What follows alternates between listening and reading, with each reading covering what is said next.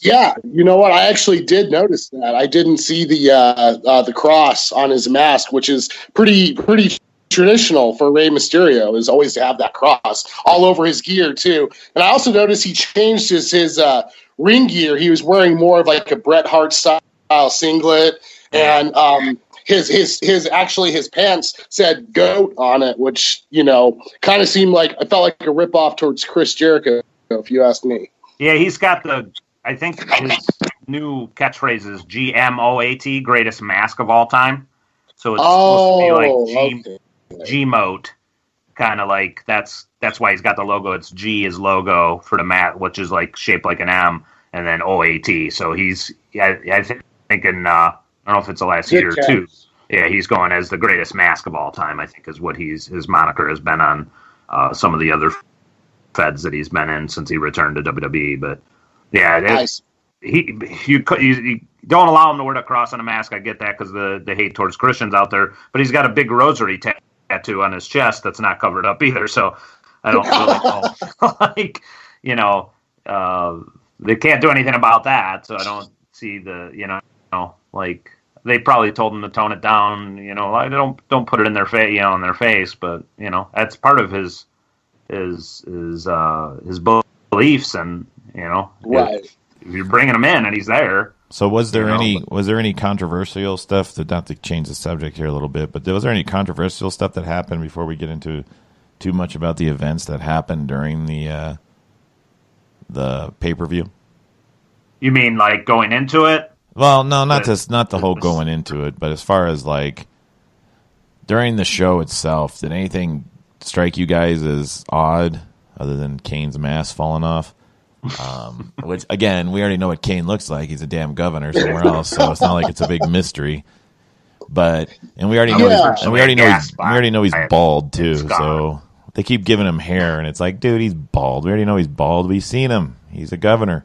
So, is there anything else that happened during that event that kind of struck you guys as odd as far as the show itself? Like, that you think WWE may have crossed the line, or you think WWE was pulling back a little bit because of the situation where they didn't want to get too far into offending anybody in Saudi Arabia?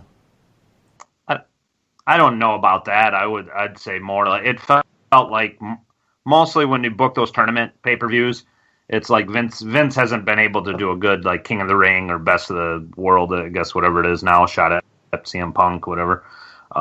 Tournament in such a long time. It's like they have a different plan than what the fans would like to see usually in a tournament like that. Like usually weird guys advance that you wouldn't have pictured because they have a different game plan for it. I wouldn't say I would say disappointing, decisions during the event, and we'll get into that too with the Shane McMahon thing that happened at the end of in the last match of the tournament. But nothing I believe that they did per se. I can't say they phoned it in.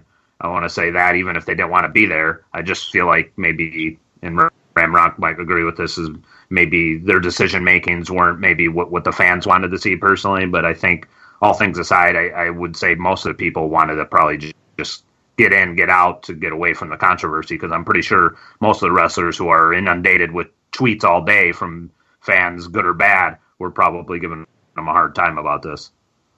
Yeah, I definitely agree with you, MC. Overall, the show felt like it was pretty tame, to be honest with you there, Jester. During the show, it didn't seem like there was any real controversial moments. The only thing that really stuck out to me was at one point in time they panned to like a prince or some political guy out in Saudi Arabia, and that dude just looked pissed off.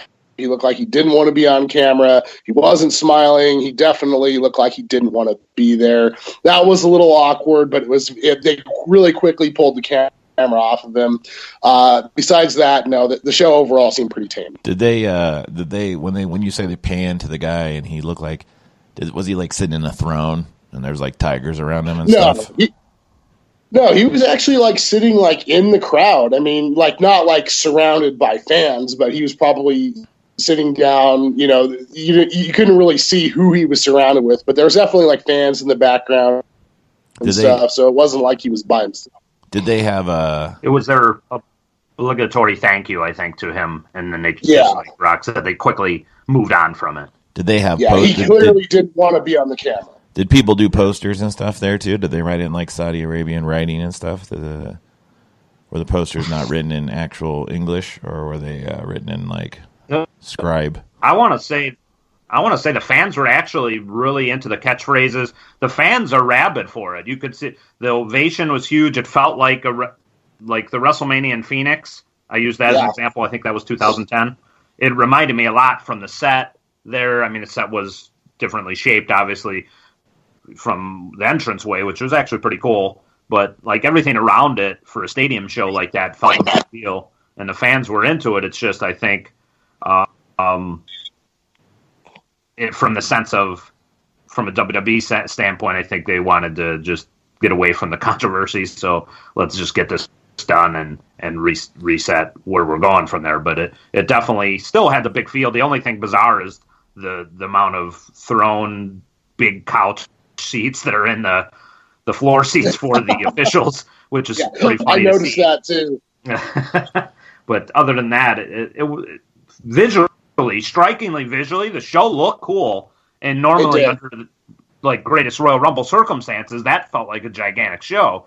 I think because of should WWE be there in the first place was, the biggest thing. I think that just regardless of the money they were getting paid for this, like you said, Jester, with the, $25 million per show or more, whatever. I think they just want to get past the controversy of this, and they're probably wondering, how do we get out of this situation? Because even though it's publicity, sometimes any publicity is good publicity. This is definitely getting negative feedback from people who don't want to see them there, in lieu of maybe they're being supporting or condoning what happened to that journalist just by being.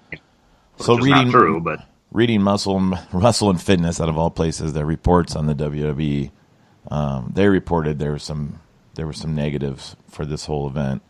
One of them, that Linda McMahon, she was the head of the Small Business Administration for Donald Trump. She was part of WWE, and they tried to interview her in an airport, and she basically said she had nothing to do with it, and she didn't want anything to do with it. We already discussed that Cena and Bryant pulled out, which was probably a big deal for the fans, because they probably wanted to see them, since they're kind of the staple right now of the WWE. The other one is... There was a lot of kids in the crowd that had John Cena shirts, so I'm sure that was a huge Saudi blow. Fans, that affects them because of, and again, they have nothing to do with what happened there. So that's why I kind of see, it's the fans. We talked about this in a previous show, like you said, Jester. The fans are the ones that lose, too, because, those fans are passionate fans. You don't pack a stadium like that if they're not, passionate WWE fans. So, yeah, that's two gigantic stars that didn't want to go there and ultimately got their wish. They didn't go, and the fans are the ones that lose. They don't get to see Cena. They don't get to see Daniel Bryan. And that affects the show for sure. They also talked about the stocks dipped almost 20%. Wow. In the past 7 days since the event.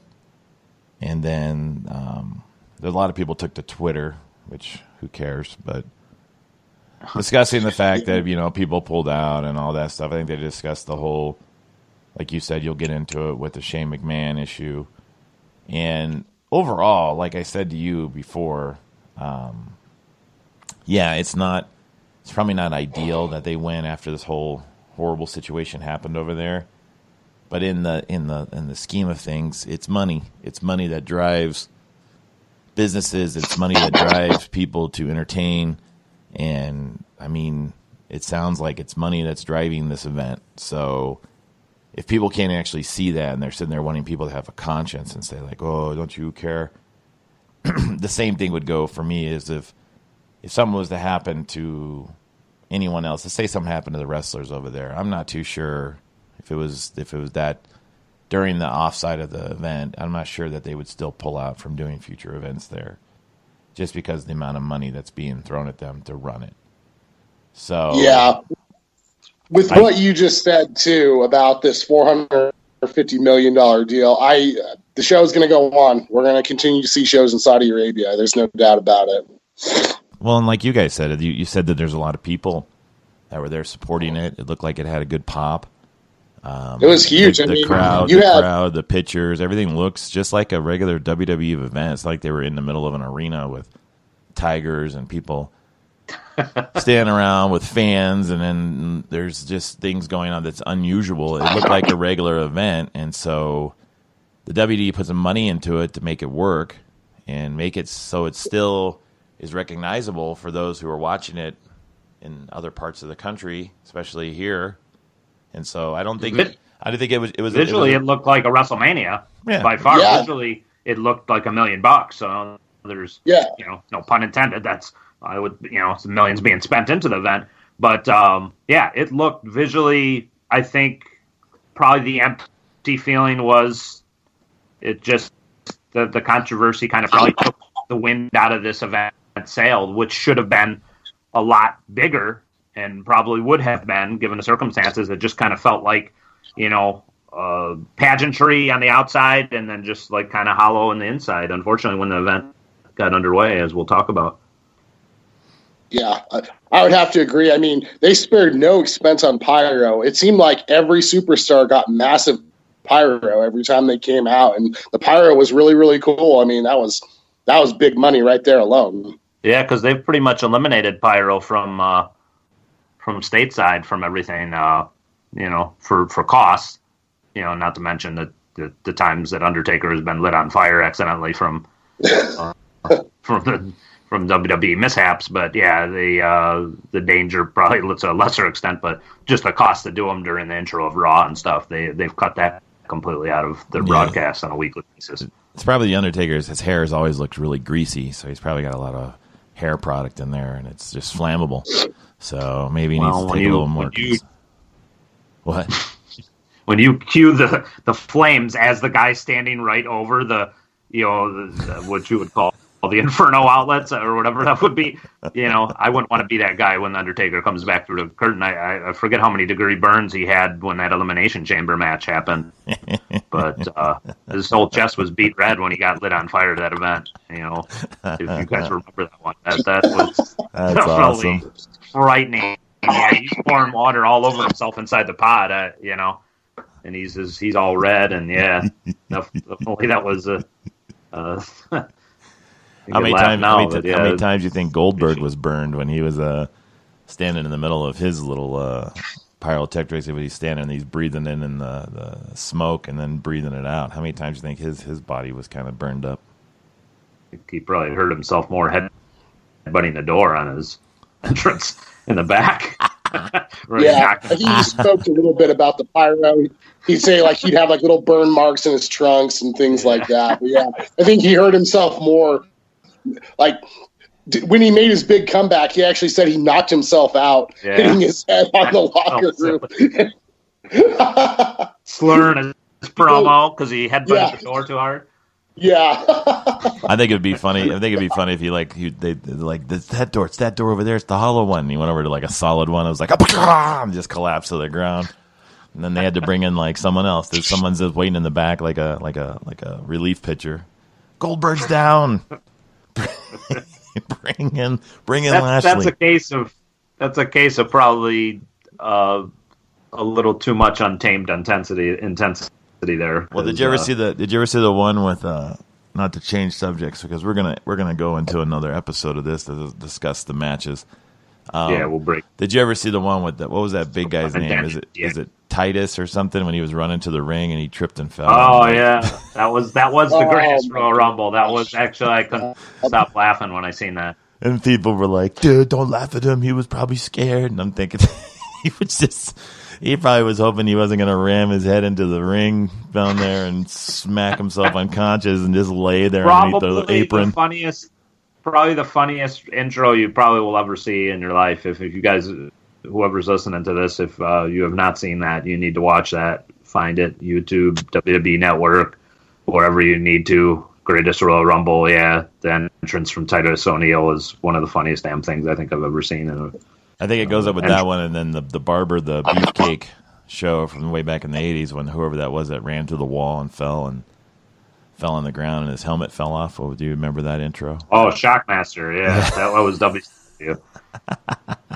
Yeah. Speaking All right.